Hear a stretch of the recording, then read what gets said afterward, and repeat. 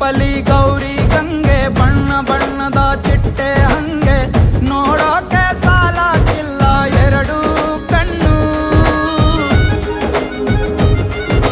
ಗಂಡು ಹೈಕಳು ಬೆಪ್ಪಾಗವ್ರೆ ಬೆರಗು ಕಣ್ಣಲ್ಲಿ ನೋಡ್ತಾ ಅವ್ರೆ ದಾವಣಿಲೆ ಬೀಸುತ್ತಾರೆ ಹೆಣ್ಣೈಕಳು.